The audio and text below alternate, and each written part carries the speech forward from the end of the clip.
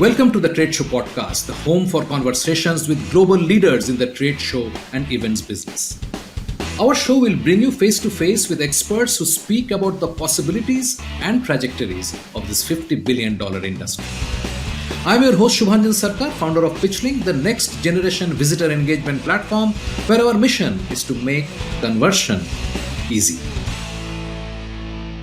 Welcome to this episode of the Trade Show podcast. Thank you for listening and your continued feedback. If you have suggestions or you want me to dig in with a specific guest, please write to me at shubhanjan@pitch.link or message me on LinkedIn, both links available in the show notes. I'm delighted to introduce our guest today, Tom Gavazzi, an accomplished entrepreneur and the founder and CEO of WoomAI Marketing Agency, a company specializing in AI-powered conversational marketing solutions. In 2025, Woom became a global partner of InfoBip, one of the world's leading communication platforms. Under Tom's leadership, Woom has developed innovative AI assistants that enhance engagement and communication on WhatsApp, particularly for events, trade shows, and brand experiences. We like to move excellent experience on the place to the long-term communication with the brand, event, expo, whatever you like, through the channel where the people are, and to give them to love this brand of expo or event or exhibitor, whatever. So you first of all you need to think about the strategy, communication strategy, what you like to build, then how to catch the people. With more than 25 years of experience in the event industry, Tom has led and executed over 1,000 business events across B2B and B2C sectors. From 2019 to 2023, Tom worked with several AI-driven global startups where he was responsible for client acquisition and sales across European markets. He played a key role in developing and scaling go-to-market strategies for cutting-edge AI technologies. Earlier in his career, Tom spent 9 years in the financial sector. In the early 1990s, he was part of the founding team that helped establish the Croatian capital market and the Zagreb Stock Exchange and contributed to the development of the national money market. He served nearly a decade as secretary and president of the Croatian Brokers Association and for 1 year was secretary general of the European Brokers Association. Today, Tom is focused on transforming the way brands and event organizers communicate with their audiences through AI-driven automation with a strong emphasis on global impact and innovation. Now, on to this impactful episode with Tom Gavazzi. Tom, welcome to the Trade Show podcast. I'm delighted that you could make time and you're here early in the morning. Thank you so much. Thank you, Shubhanjan, very much for your invitation to your podcast. I'm very proud to be there and to share my knowledge and views, what I have. You're doing some very interesting work. So why don't we start with that? Let's talk about Woom and what you are doing with Woom. Yes, we are, first of all, AI marketing agency with a lot of 30 years of experience in event industry. And 2.5 years, we recognize when GPT came to the market 3 years ago, the potential of this conversational AI or conversational marketing. And then we tried to study this because in the past I used different event platforms, event apps, but all time what was missing for me, some communication in personal way, and also the proper channel of communication, because the people are not on apps. They don't like to download one app more. Even if they download it on the 4th, 5th screen, they don't see notifications, etc. Then we discovered the WhatsApp, but also the other messaging channels. And now we are building the AI event assistants, not only for the events, but also for the brands, for the healthcare. But we are talking now about the events, the expos, for the corporate assistant. When they have the booths on the expo, this stuff, to engage audience on the channel where the people are. Right. I'll come back to this in a moment. I have some follow-up questions about how you are driving the awareness and what kind of adoption do you see. But before that, essentially Woom and what you're trying to do is in-person engagement, right? Yes. Trade show by nature is a in-person face-to-face interaction platform, right? So where do you think it is today in terms of effectivity and so on, and where do you think it is headed? When I saw the expo industry and event industry in comparison with some other industry like marketing industry, health industry, even energy industry, the culture and knowledge of AI and new things is quite low. It's like some kind of old-fashioned industry, I have to say, because people, organizers, are focused on themselves on this event to give the best experience on the event. But you need to think much wider of this. This is data business, so it's not only experience on the event. We like to say we like to move excellent experience on the place to the long-term communication with the brand, event, expo, whatever you like, through the channel where the people are, and to give them to love this brand of expo or event or exhibitor, whatever. So you first of all you need to think about the strategy, communication strategy, what you like to build, then how to catch the people. So it's not only enough to have this QR code or link on the booth. Also, you need to catch everything else on the Expo web page if you can, on their social media, or in the place of Expo. For example, you can have the popcorn. We have clients who make the popcorns on the stand, and to put on these popcorns back a QR code of assistant, and everybody take the popcorns, and that's fine. But also, the young ladies from the stand, they move with these popcorns through the Expo, so this QR code walks through the Expo and go out of the stand.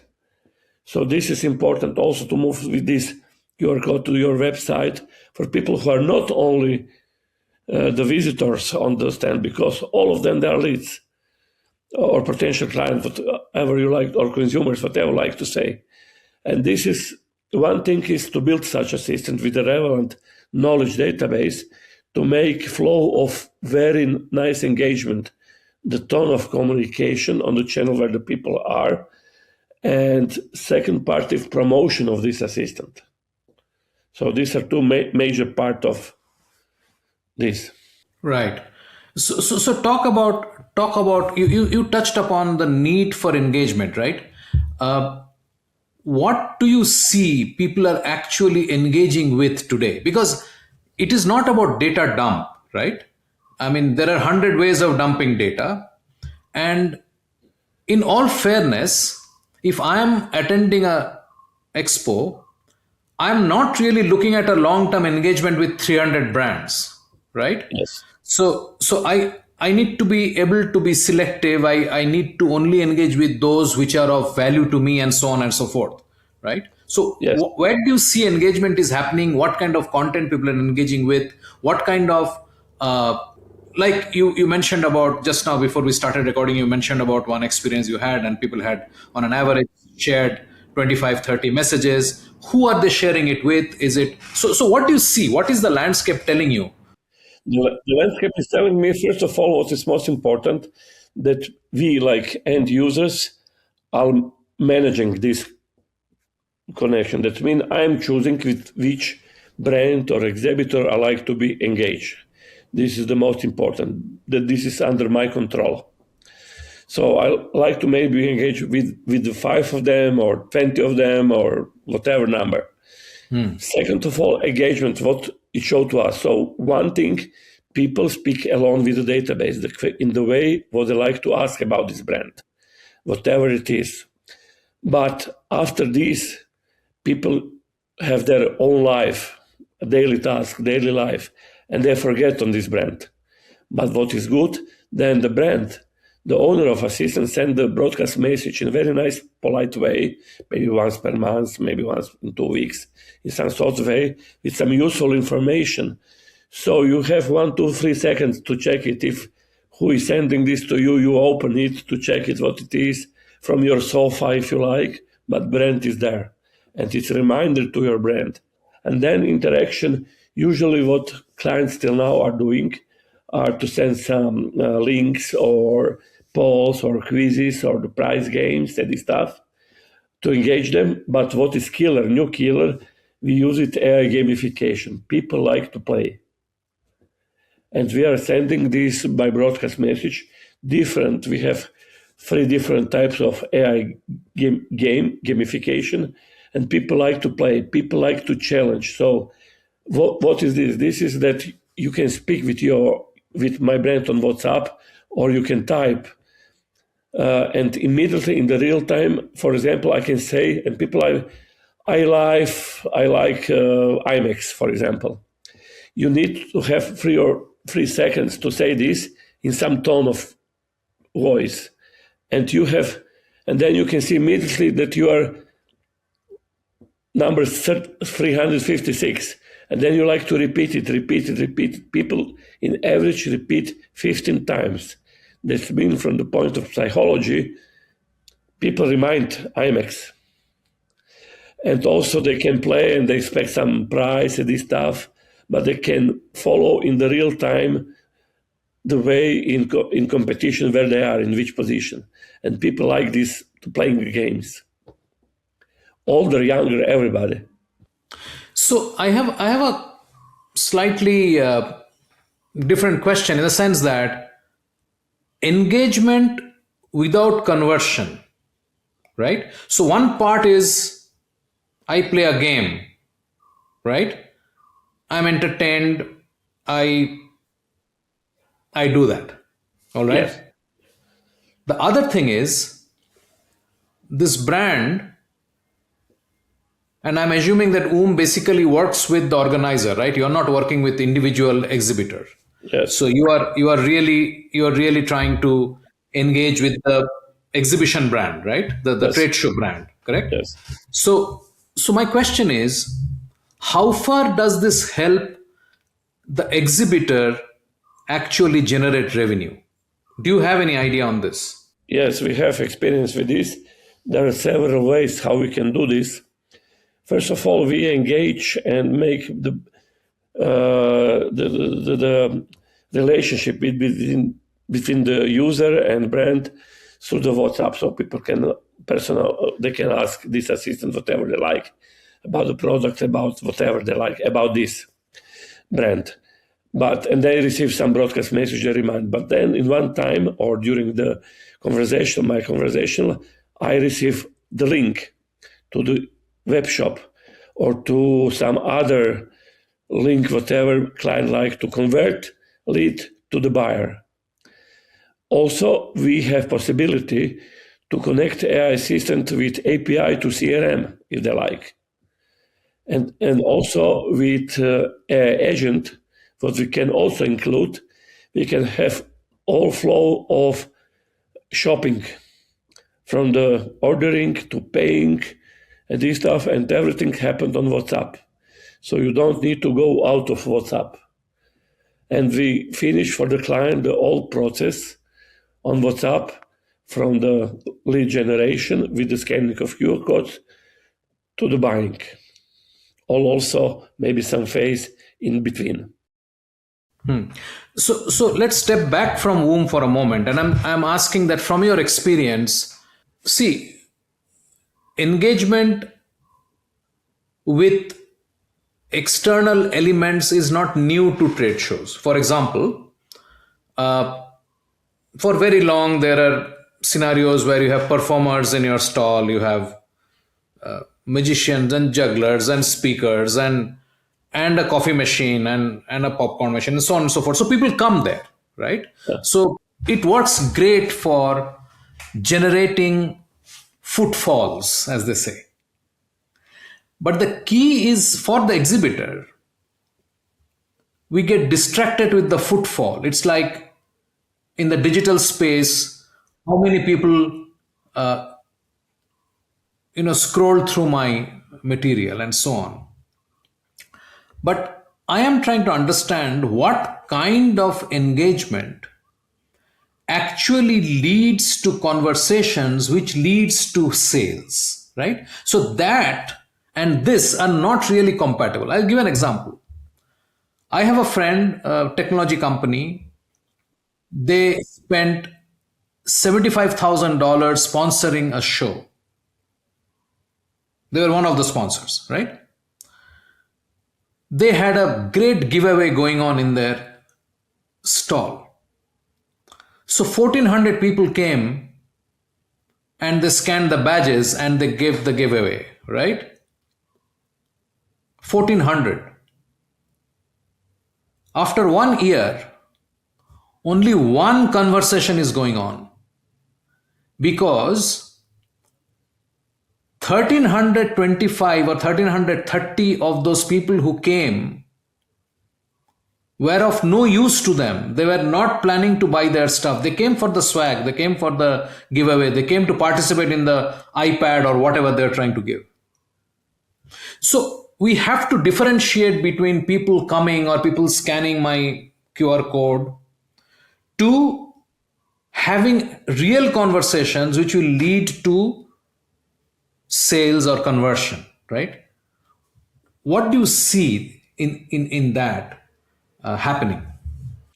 Yes, it's the matter of psychology and marketing. This is most important. We can left technology behind. For example, what we are doing in this assistant, we can also, when you come to the assistant, say what you are interested for, we can ask you. For example, if you are talking about some clothes brand, are you interested in trousers or t-shirts or whatever? In which color you like, when usually you are shopping, in which part of the year, this stuff. Then we have better understanding of your needs. And then we can target with broadcast messages at a time when, for example, now is the spring and you usually are buying for the Christmas.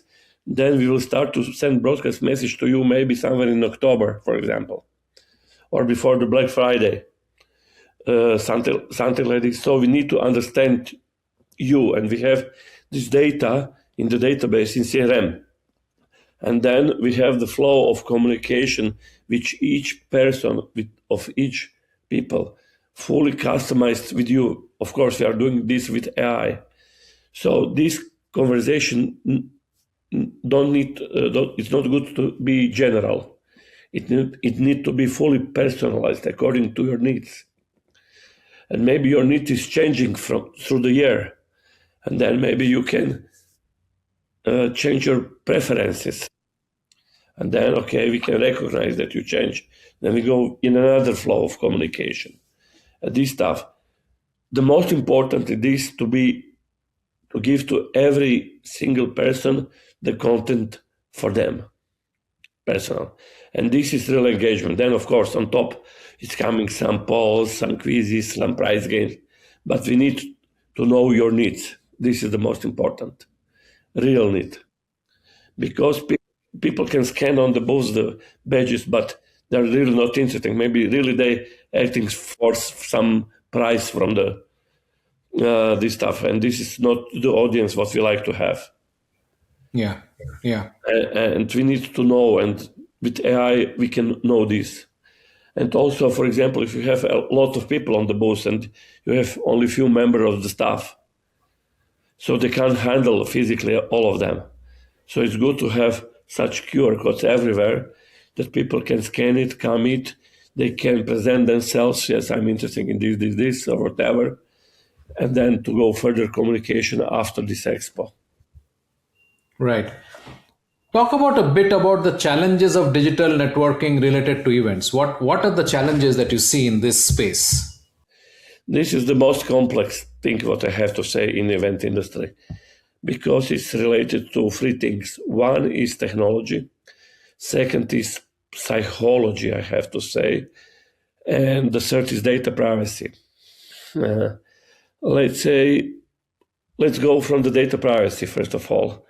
According to EU, but also in some other countries, is also needed. First of all, like the attendee, I need to give the permission to organizer that you are allowed to share my data, because some people, all the people are different. And I am coming to the event because I like to mingle with everybody, and you like to stand alone in the corner and to listen only the presentation as this stuff. So we are different, with different needs there, with different purpose to come to the event. So first of all, you need to have my permission like organizer. So automatically that means you don't have 100 attendees, 100% of attendees in the networking club. Second, psychology, this is what I said. Somebody like to mingle, to have networking. Somebody like to stay alone and don't disturb. And then we are coming to technology. So today with AI, if I have the data from the registration form, where I can ask for the permission of your data, for example, what is quite easy way, then we are coming to the second problem. The number of communication, networking communication to people.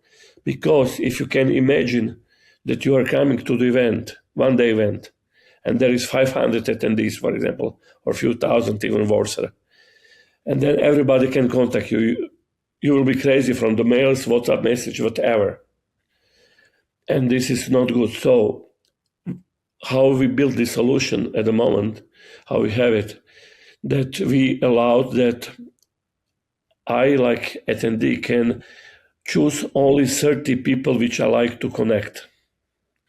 And then I can see the first name, last name, 2 sentences from them from the LinkedIn. And then I can send message to you, for example. Then you receive my message. You see also 2 words, 2 sentences about me.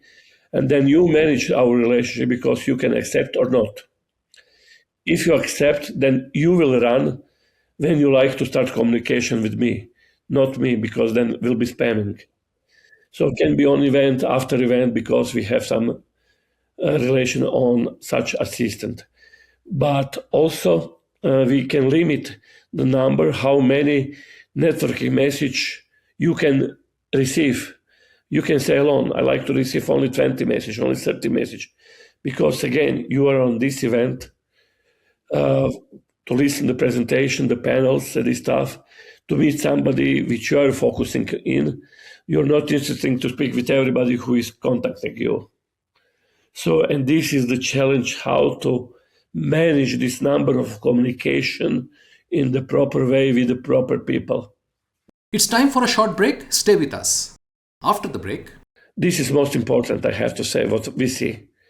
People like to be in position to communicate with the speakers. And this is also the way what we are doing in this, and what is most important, I think most important on events. It's not networking, it also gives inspiration, but that I can ask or comment or speak with speakers. You are listening to a Bizcast audio original. Podcasting is one of the fastest growing content marketing avenues today.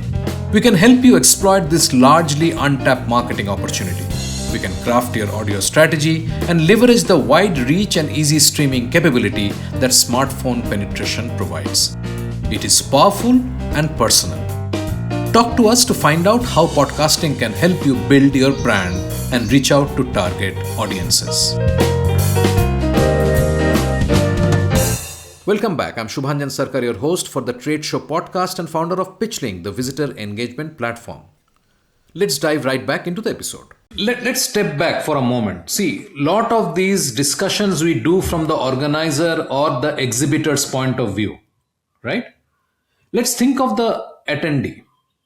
I'm just bringing it back to the attendee.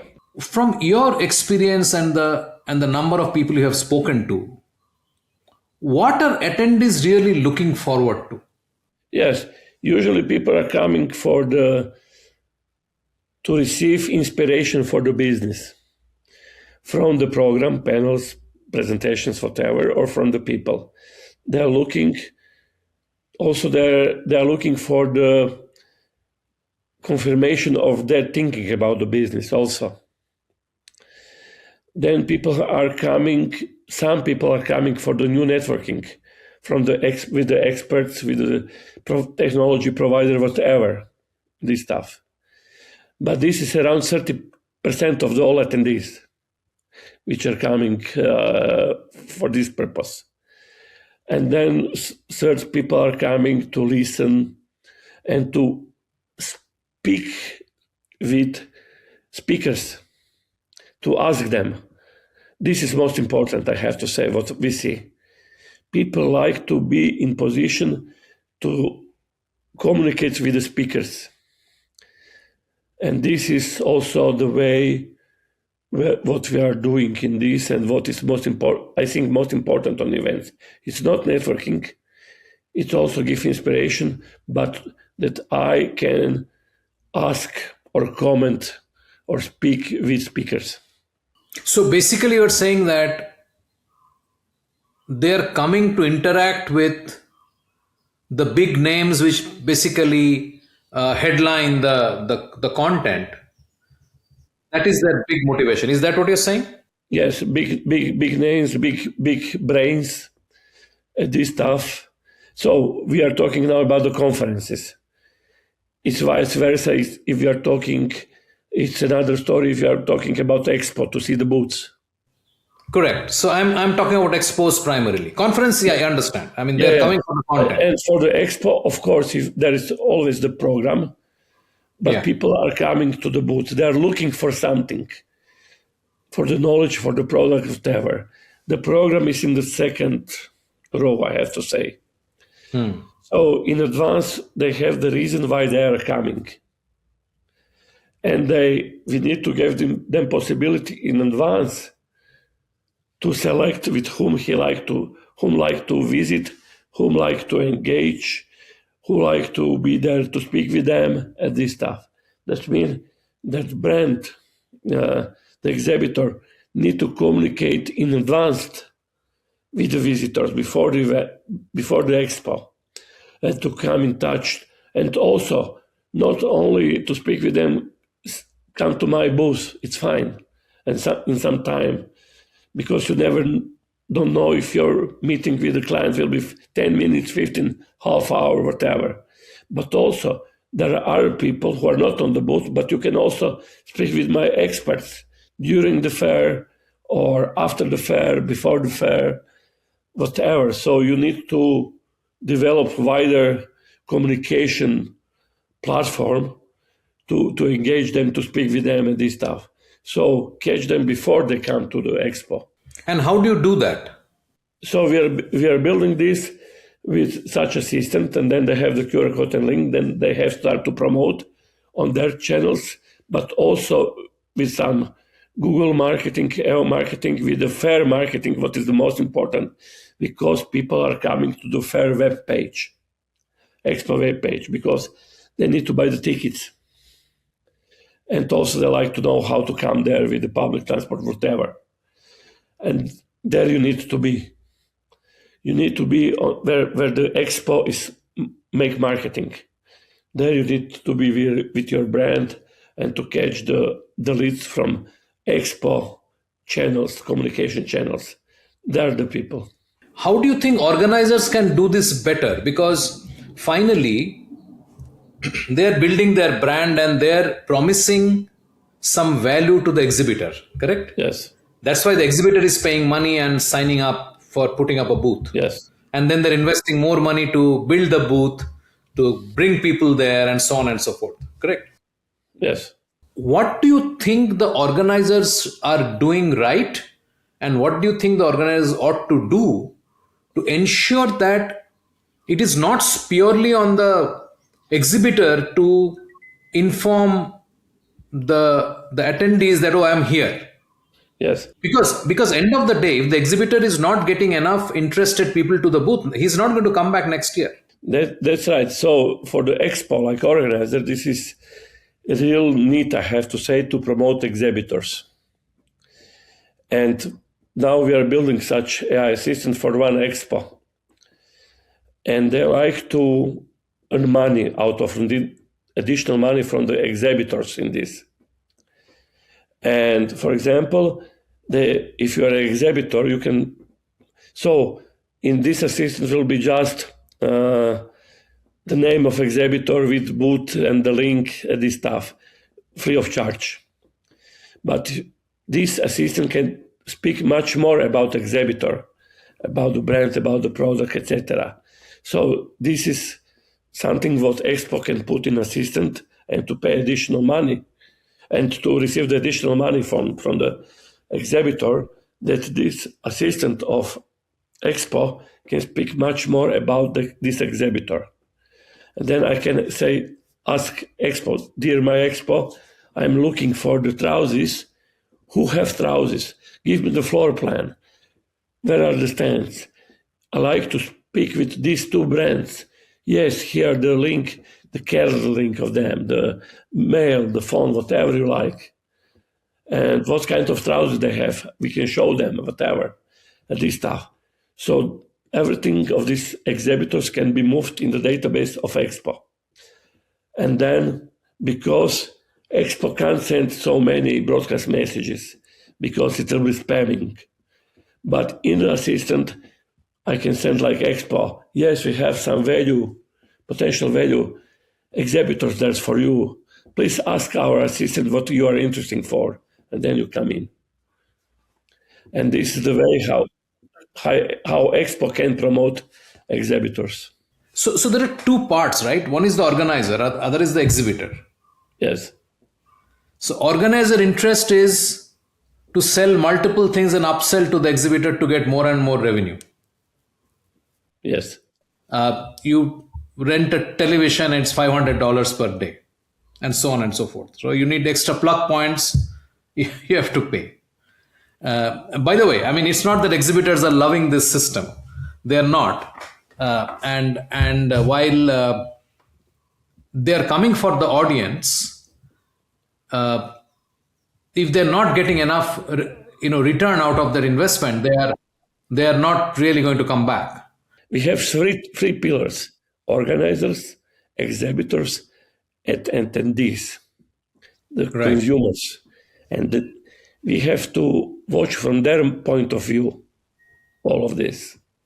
Yeah. How they come to them, how they engage with them, what is important to them, and everything is data. And then this is the most important, to look this from the consumers. And what is also important, what a lot of exhibitors are not doing, they are not, after event, they are not measuring these attendees. They're not measuring the ROI on investment. They're not having some CRM to measure this. They're just speaking about the feelings and some business cards. So why do you think it is so? Because they're spending a lot of money to come there. Why do you think they're not doing this, exactly what you said? I like to say state of mind. Sometimes it's budget what they have. So first of all, they knew that they need to be there, but it's not enough. You need to monitor the data of the people who are coming them. You have to attract them to your booth. It's not enough to have the booth. You need to invite in advance them to come there, and after event, after Expo, you need to be in engagement with them. And usually people are knowing they're sending just maybe email after the event, but email is not anymore the way of communication, not enough. And that's the problem. So I'll ask the question again. Why do you think people don't do it? I mean, they're spending their own money. I mean, you'd imagine that they will know. Yes, we are imagining a lot of things, but people are not doing this. From my point of view, the exhibitors, or they don't have budget to have all this flow, because to monitor the data, you need to have the software, you need to have the people, you need after this to have some new actions and this stuff. So need human resource, you need the technology, you need the budget. It's not only budget for the Expo. So one answer can be budget. Second answer can be state of mind of the people, of exhibitors, because maybe they think it's only exhibition, it's more than enough. It's not. And also the knowledge how to use the data, how to play with them, how to collect the data, how to analyze the data, how to communicate the data. So this is also the lack of knowledge for this. Yeah, but you'll imagine that they're doing it for a long time. They're going to multiple events and they should learn by now, right? Yes, I fully agree with you, but it's not like that. Just from my point of view, maybe 20% of exhibitors is doing this. Right. I agree. The numbers are very, very slow, very, very, very, very low. Yeah. And also this depends on the industry. If we're talking about FMCG industry, they're quite familiar with this and they have budgets. Yeah. If you are talking about the energy expo, they are not. So it also depends from industry to industry.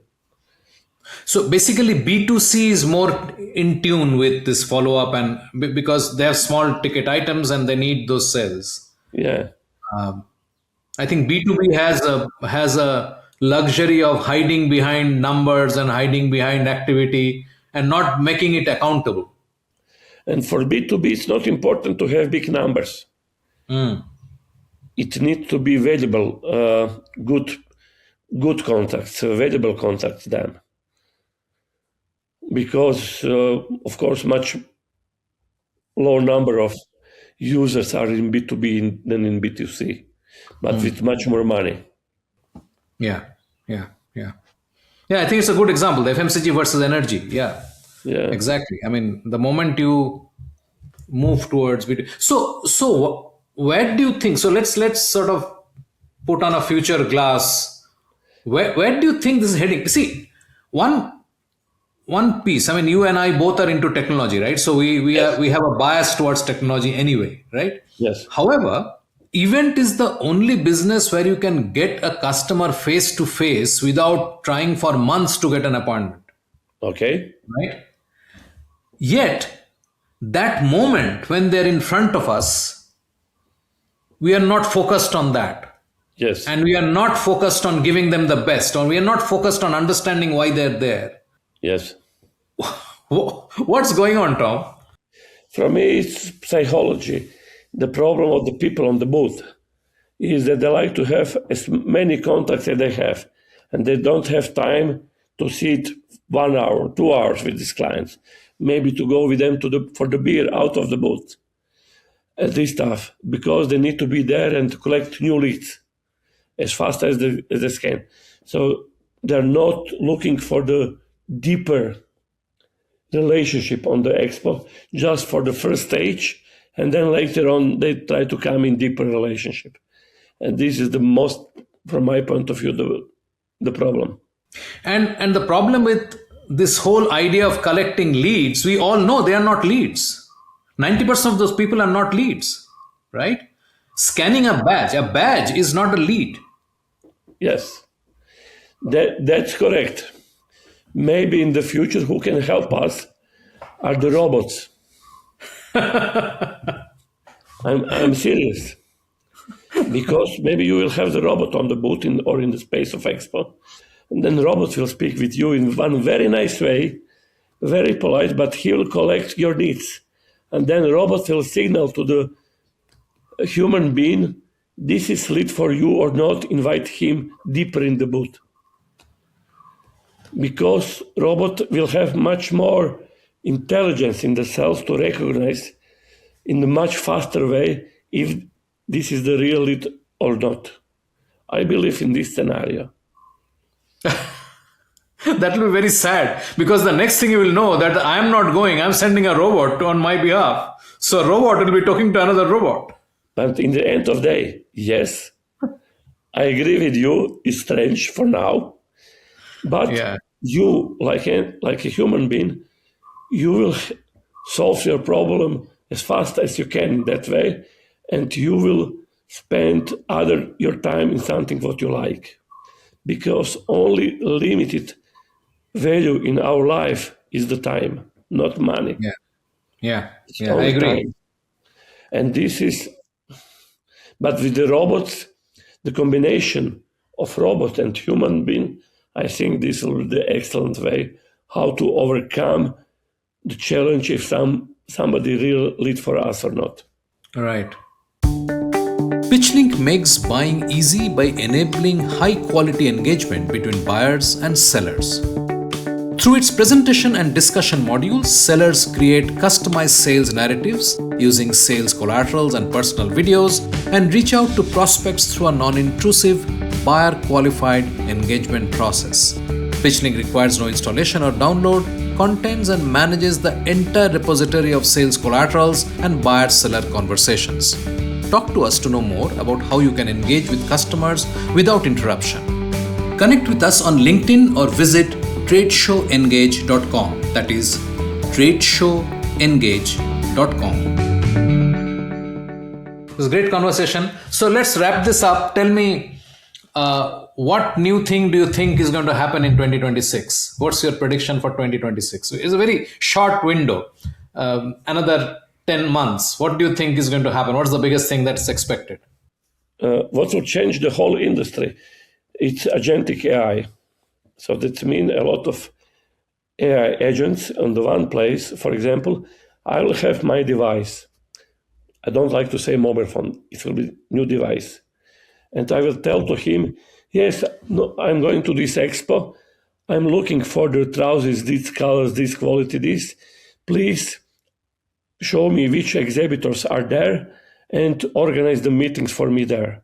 In 1 minute, I will tell this. And he will organize all of this to me. What will change behind this? The sales and marketing knowledge and skills, how the data of them will come to my AI assistant. And this will change complete industry. Second thing, another thing what will change, I think the tourism, through these AI agents, the tourism industry will overtake the event industry and expo industry. They will be buyer of organizers of expos and events. Because in the end of the day, the huge money, much bigger money is about tourism around the expo, not in the expo. These are two things. It will become to 26 to 27 and full of course personalization, this stuff. But AI, robots, whatever, will never replace the people. And the biggest fun, I think, will be to have happy hour beer on the bar on Expo. But you need to know with whom you like to make this there. And yes, a lot of be in the data, in AI, etc. In the end of the day, there is the human being, but in much clever way with support of data, AI, robots, whatever.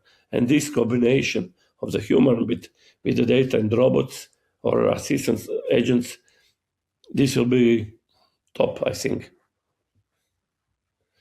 So this will not replace us. It will be add on. Yeah, absolutely. And what I actually keep wondering is that it's a very precious time that we get face to face in a expo with the prospective customer, if he is a customer, if he's looking for something like what we are selling, right? Yeah. Yet we somehow tend to completely ignore and rush through that process and not make the most of that opportunity of having somebody in front of me because I want to move on to the next person. Yeah. What we are doing now with two brands, they are going to the expos with the exhibition. We are making avatars there on the LED screen on the booth. In the human size, we are making the avatars. And then you came in front of avatar. There are also the human people, of course, there, but you're coming in front and you speak with them, you play with him, move with them, you make some fun. And then avatar is connected to the database of AI assistant, and there are the QR codes.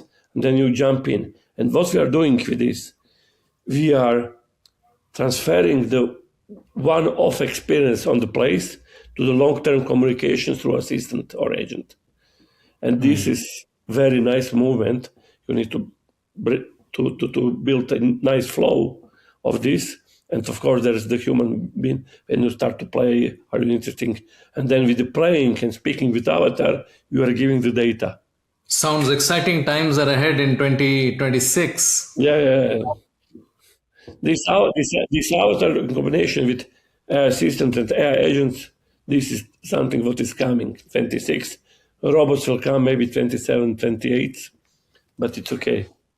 Yeah, it's okay. I mean, we would like to see how this pans out, this phase of the expo business, how it pans out. Tom, thank you so much for coming on the Trade Show podcast. I appreciate your time, and I will come back to you on the other one. Okay, will be great. Yes. Thank you very much for the invitation. We have a fantastic lineup over the next couple of episodes featuring great conversations on engaging your booth visitors and maximizing your ROI from your trade show investments. Subscribe in your favorite podcast app so you do not miss a single episode. Thanks for listening. Thank you for being with us today on the Trade Show podcast, the podcast of record for the trade show and events industry. Here we talk to movers and shakers of the $50 billion trade show industry and identify ideas, challenges, tactics and strategies to leverage the first-party intent inherent in the trade show business. We hope this conversation helped inform and motivate as we all navigate a rapidly changing business environment. For us, these are enlightening conversations enriched with knowledge and expertise. We encourage you to go out and implement some of the ideas we discussed today. We hope to have you with us again in the next exciting episode of the Trade Show podcast. If you liked what you heard, subscribe to the show in your favorite podcast platform like iTunes, Google Play, Spotify, or wherever else you get your podcast from, and give us a rating while you are at it. This is a Bizcast original podcast and is produced for Pitchling, the next generation visitor engagement platform where our mission is to make buying easy. Hosted by Shubhanjan Sarkar and produced by Rajiv Aditya. See you next time and have a wonderful day.